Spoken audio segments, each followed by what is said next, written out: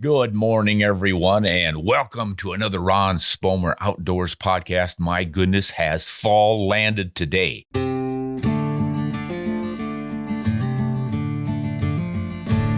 Cool, rainy, classic woods whitetail hunting weather. But I'm indoors as usual, cranking out the work. Oh, suffer. But I'll get out there. Tomorrow is another day. Say, I want to address some questions from our fans, but I also want to have a few corrections in here. They've given me a page, and let's just jump right to it because fall is with us, and it is hunting season for most of us. So let's answer any questions we can here and corrections. So I did a video recently about what is a real hunter. Someone asked the question. Maybe it was on a podcast, but boy, did that get a lot of response. Of course, the question is, are you a real hunter if you shoot at long range? And my response was, a real hunter is in the minds and the actions of the hunter.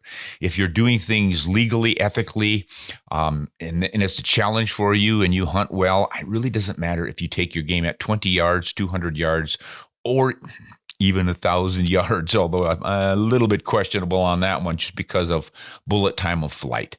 At any rate, we argue this endlessly. And I think it's worth arguing because it helps all of us form a better opinion on ethical behavior. And that's actually what's at the bottom line, the bottom of this whole topic is what is ethical performance for a real hunter.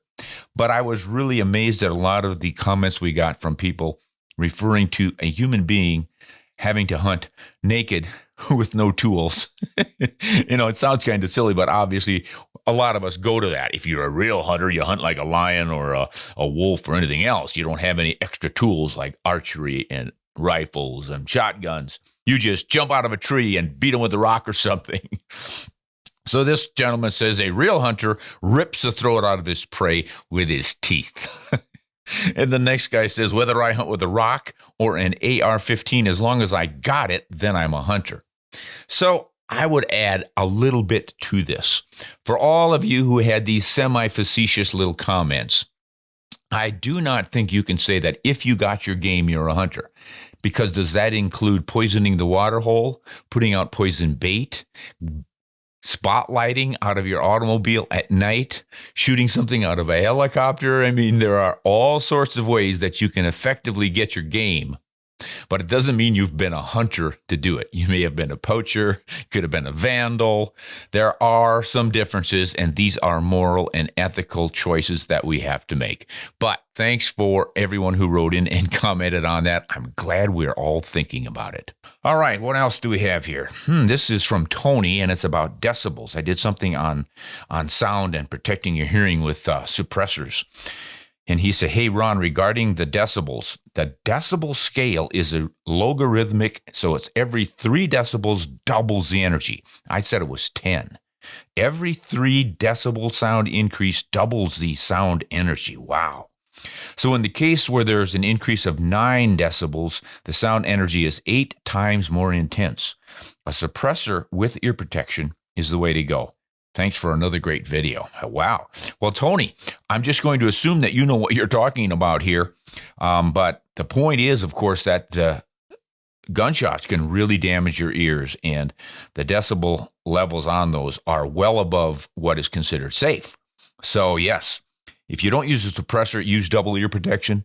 And Tony even says, hey, if you're using a suppressor, which knocks about 25 to 30 decibels of sound off the top of a gunshot, he says also use ear protection with the suppressor. So, yeah, really taking care of your hearing. That's important. All right, now we have some questions, and this is from Kimball Cody. Kimball asks, how do you account for the spin of the earth? Oh, this must be in reference to ballistics and long-range shooting, and what he is hinting at is the Coriolis effect.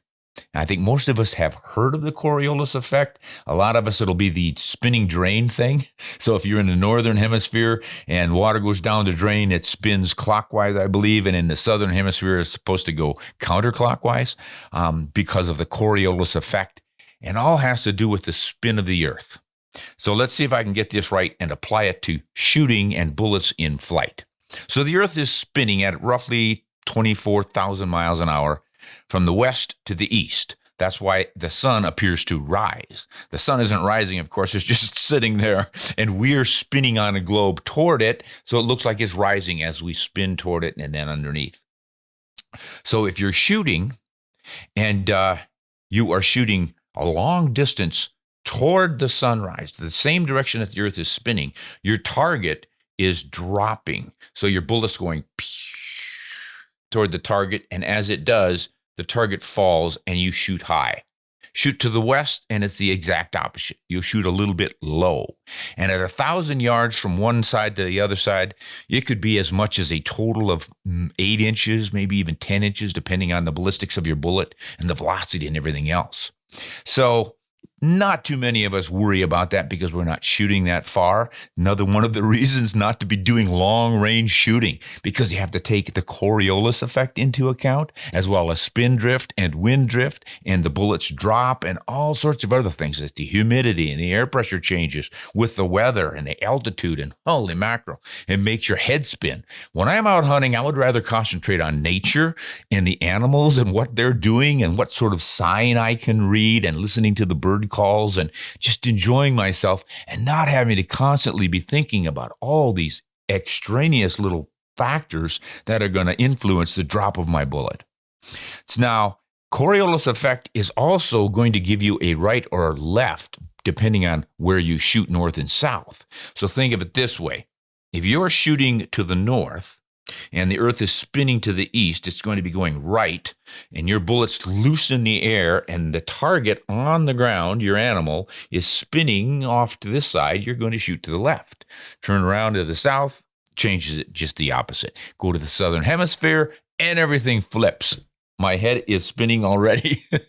I hope this explanation at least helps you think about it, gives you a little bit clearer picture of what's going on with the spin of the Earth. Basically, though, don't worry about it. Unless you're trying to do this crazy 1,000-yard plus shooting, you really don't have to bother. Out to 600 yards, it's really not much of an issue. So go hunting, get as close as you can. Don't worry too much about the Coriolis effect. All right, this is Boig Wu. Boig Wu says, when I qualified expert, I assume he's talking about in the military, and thanks for your service there, partner. In the Army, I don't remember arcing my bullet to hit 300-yard target. Oh, he must be referencing a video I did on shooting flat, whether or not a bullet rises after it leases the muzzle. Boy, I got a lot of comments on that. A lot. People were fighting back and forth and calling each other names and really going at it. It was a brouhaha. Here's the deal, guys. Barrel points towards target. Forget about the scope. Forget about the open sights. Just look right down the bore, right at the target 100 yards away. Launch your bullet, and I don't care if it's going 2,000 feet per second or 8,000 feet per second. That bullet is not going to precisely hit the middle of the target. It's going to fall because gravity always pulls your bullets as soon as they leave the barrel. Can't be any other way. That's the way gravity works. It's always pulling. The only reason your bullet doesn't hit the ground when it's in your rifle is because the rifle is supporting it. But once you've turned it loose and it's in the air, it immediately begins to drop. It does not rise of its own power, of its own accord. There's nothing magical on that bullet that makes it climb. Now, this gentleman in the Army might not think he was arcing his bullets in there, but he was absolutely arcing his bullets in because rifles are set up with sights so that we can have a sight line right to the target while the barrel is pointing up to the bullet gets to arc into the target. It just has to be that way. You think about it, it's like throwing a ball or shooting arrow or anything else. When there's a projectile moving, it's being pulled by gravity. So you have to aim higher to get it to cross over your line of sight and then fall in. And that's where the confusion comes in. People see these illustrations of that arc and it looks like it's climbing above the bore, but it's just climbing above the line of sight. And that's why you will cross your line of sight with your bullet at roughly 25 to 40 yards, and then again at 200 to 300 yards, depending on all sorts of things like muzzle velocity and the ballistics coefficient of your bullet and all that stuff. But argue all you want, guys, but it's just basic physics. Ask any physicist. Gravity is always pulling 32 feet per second, accelerating at 32 feet per second. So your bullets are always falling. You have to arc them in there. All right.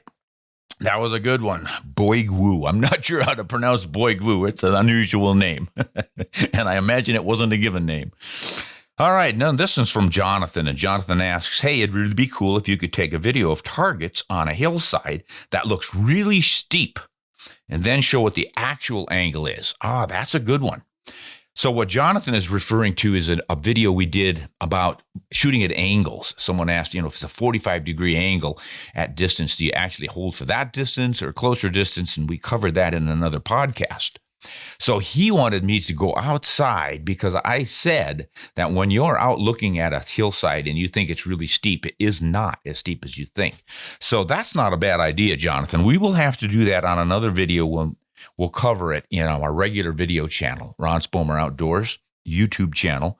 I'll go out to some really steep country, if I can find some. We're fairly hilly around here. I mean, everything's on an angle, but it doesn't amount to that much. But I'll try to find some really steep ones, and what we'll do is we'll look and see how steep it looks, and then we'll take a protractor or angle somehow, get that exact angle, and you'll be surprised at how it's not as steep as it looks.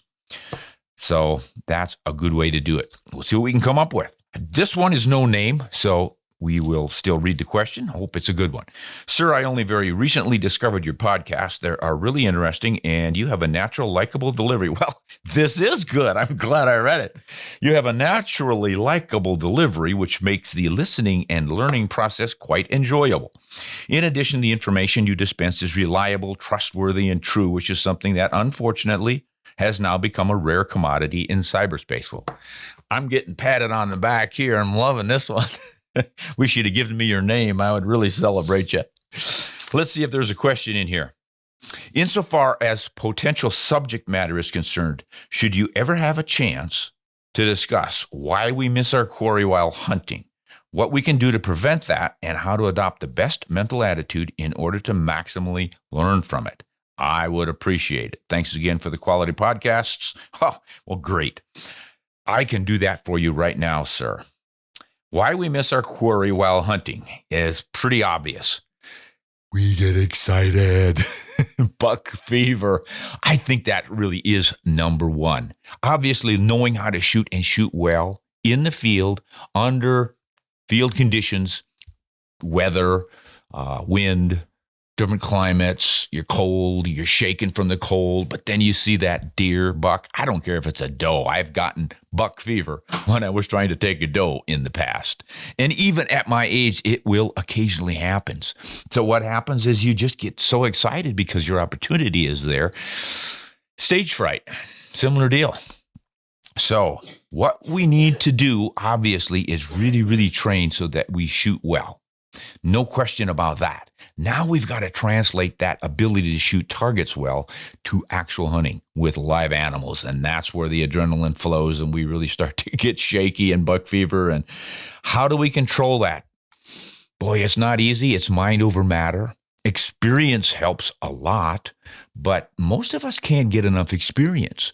I don't know how many years it took me. I would have the shakes pretty much every time I came up against an animal that I could legally shoot at, and I would start shaking, and I had a heck of a time. When I was bow hunting, I couldn't even pull my bow. It actually made me weak. Adrenaline is supposed to make you strong enough to lift a car off of somebody, and I couldn't even pull a 50-pound bow back. I was so shaken. So it's a perennial problem, and for a lot of us, it's kind of a delicious problem because it means we're in the heart of the action. This is what we came for.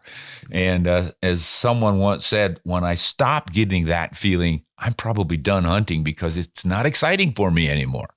But you do need to be able to control it. So one of the tricks is to start thinking about seeing a big animal and shooting at it, a big buck, big antlers. Preconceived, go through that whole program. You've got to picture yourself out there. You see the big animal, you see those giant antlers, and now you're going to make the shot. And you go through the whole process, whether it's with a bow or a shotgun, handgun, rifle, whatever. But you mentally go through that process, all the while knowing that this is the big buck. And you're going to calm yourself, and you're going to do it right.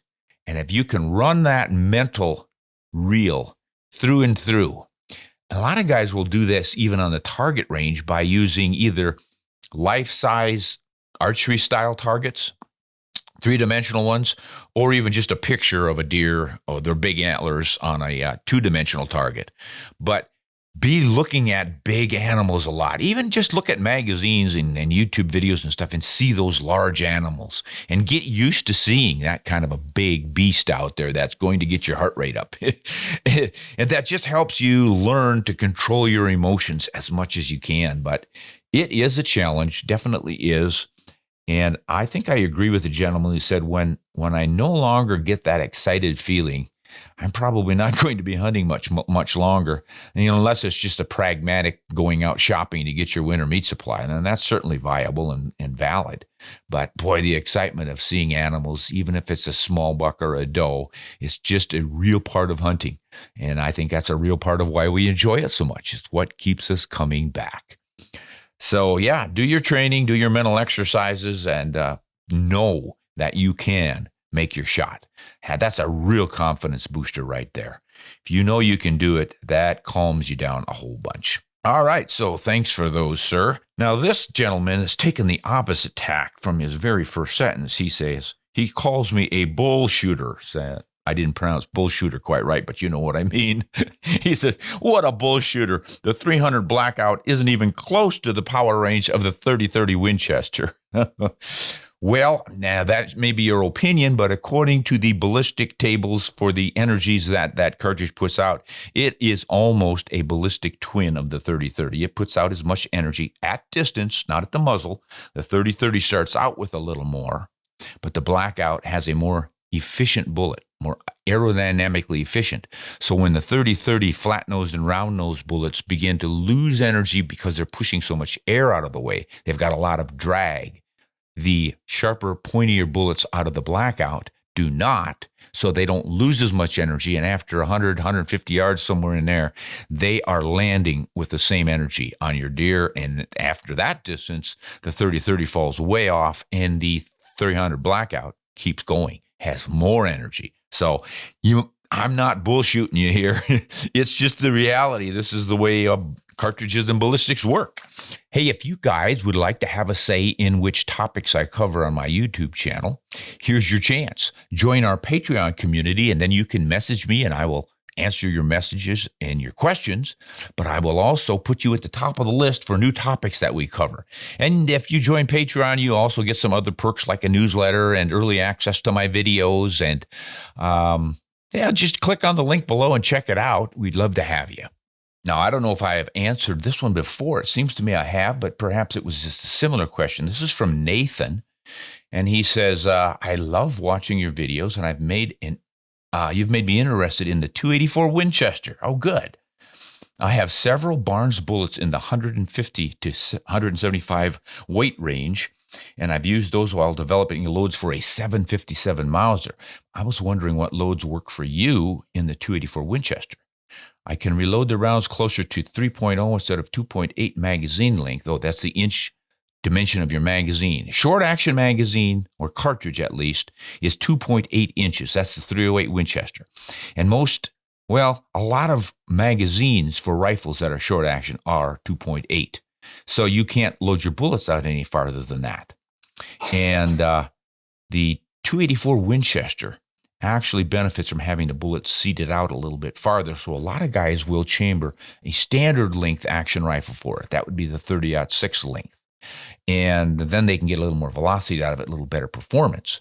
So this gentleman has found a short action rifle with a magazine that's 3 inches, and that will probably take care of your longer bullets. So he's set up to get some pretty nice loads out of this. He's now wondering if I have any recommendations or info for reloading the 284 Winchester. Nathan, I've got a lot of data on my hand loads, but I hesitate to share that sort of stuff because every rifle is different, and I just don't think it's safe for somebody's hand loads to be used in someone else's rifle. Your rifle might not like the same loads, or it might have a tighter throat or a tighter chamber or looser, and it's going to vary a lot.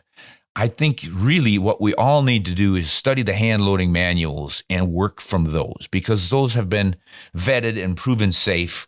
And now they are quite often pretty, even at the top end, it's like, yeah, they're playing it a little bit safe. A lot of hand loaders will go a little higher than that if they very carefully watch the pressure signs and such. And their particular rifle just might like another grain or two of powder from the top loads in the manuals showing no signs of pressure and do just fine. But that is an individual decision that you have to make with very careful considerations for safety. It's just not worth it pushing the envelope on hand loads to get another 50 feet per second.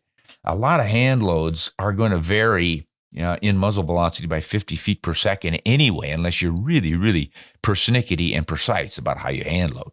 So just go to the manual and pull some loads out, and I think you'll do fine. As I recall, my 284 Winchester was throwing 150 grain bullets at around 2,800 feet per second, and my 140s, I was getting 2,850, and a few would give me 2,900 feet per second, and it didn't seem to matter whether I was getting mountain goats or Dall sheep, bighorns, elk. It just really didn't seem to matter. It was the bullet more than anything. And the reason that the 284 Winchester cartridge worked so well for me was because I had it chambered in my favorite rifle, the 5-pound Ultralight Arms Model 20. Beautiful rifle. And it shot, not super spectacularly for groups. It would shoot at best 3/4-inch groups, with some 1.25 inches, but it was just so precise and easy to use in the field that field shots just seemed to happen every time out to 400 yards with that particular rifle. It wasn't a particularly fast bullet, didn't have the highest BC. I was shooting mostly interlock from Hornady, 139 grain, quite a while. And then I moved to 140 grain partition for quite a bit. Then I went to 120 grain Barnes TSX. But those are not what you call modern, sleek designed, high BC bullets. But they reached out there to 400 yards, taking everything. I don't know that I ever missed anything with that rifle. I'm not bragging. It's just a simple fact that rifle was so effective that I think that's what made the difference. It could have been chambered for a 757 or a 7mm 08 Remington. I think they would have all worked just as well. So yeah, just go to the hand loading manuals, and because you're going to be able to seat that bullet out a little bit farther, you're going to be able to get a grain or two more powder in there and probably get your velocity up a smidgen. But I wouldn't freak out about it. Concentrate on field shooting and knowing your ballistic table. You don't gain a whole heck of a lot by getting another 50 to 100 feet per second out of the top end rounds. So back off a little bit. Don't take any chances with safety. And I think you're just going to love the performance you get from that 284 Winchester. It's a great little cartridge. All right, this is from Lloyd, and Lloyd asks, what are your thoughts about the 4570 for short distances? Hey, the good old 4570 government cartridge, the 4570 Springfield, been around for a long time, and it'll be more than adequate. You're shooting a 300 to a 500 grain bullet. Most factory loads these days are 300 grain bullets. There are still a few that'll do a 405 grain bullet, which I think was the military's initial loading. And then the military, way back in the 1800s, actually came out with a 500 grain load for longer distance shooting, pushed their BC up, had quite the arc trajectory because the velocity was so slow, but it was there and it could do the trick. So you're going to do just fine at short range. So say 150 yards and in, even with the factory loads, which are loaded down. I got to remember the 4570 was initially chambered for the trapdoor Springfield, and that was a really weak rifle action. So they had to load that thing at really low pressures. I'm thinking that the pressure was something like 28,000 cup. Boy, that's pretty weak. So you do not get a lot of velocity out of those. In the factory loads, they've got to be safe on those. But hand loaders, if you have, say, an 1895 Marlin lever action rifle, you can crank your pressures up because it will handle it.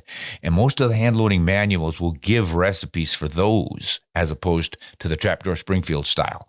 And then there's the Ruger number 1, an extremely strong falling block action. And you can really push your pressures up on that baby. So depending on what you're shooting, you're going to not only do well at short distances. You're going to do pretty darn well out there at 200 and 250 with the hotter loads if you've got the right rifle for them. So yeah, big bullet, you're always going to get good penetration and do well with a large, heavy bullet like that. I don't know that you need it for North American game, but if you enjoy it, why not? Good one, Lloyd. Now, John asks about the differences in a 6.5 PRC and a 270. Which caliber has the better barrel life, 6.5 PRC or 270 Winchester?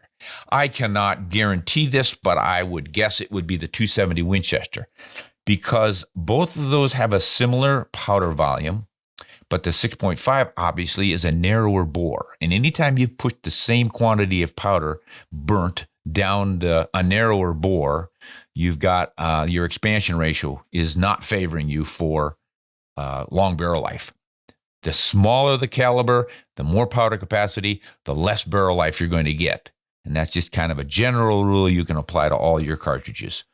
So that's why things like, say, the 257 Weatherby Magnum is kind of a barrel burner because it's a pretty narrow bore and there's a lot of powder in the back of that bullet. All right. Kolach asks, what are your thoughts on boar snakes? Stay away from boar snakes. They're worst pit viper you've ever come across. Well, boar snake is not an actual reptile. A boar snake is a device for cleaning out your rifle barrel. And it's just this long cable, and they will usually have an ever-increasing diameter of material for scouring out your bore. Some of them will have bristles on it, copper bristles sticking out. And what it's supposed to do is clean your barrel in one sweep. So instead of putting on a traditional patch and or bore brush and using your solvents and taking each process through, you use this and it does everything in one pass.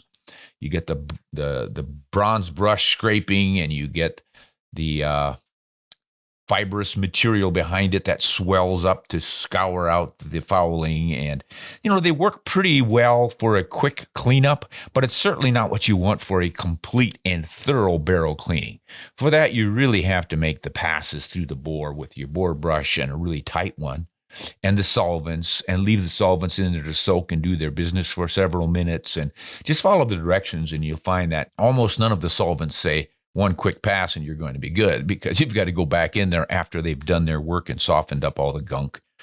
So I would definitely use a boar snake, and I do, for quick cleanups, especially in the field or in camp. But when you really, really want to clean your barrel, go to the old rod technique, because that's the one that definitely does the job. All right, this is from Abe, and Abe says he's from South America. Well, welcome. His question is, what's the difference between the 30-30 and the World War II 30-06 cartridge? Oh, well, good question, and there's a huge difference.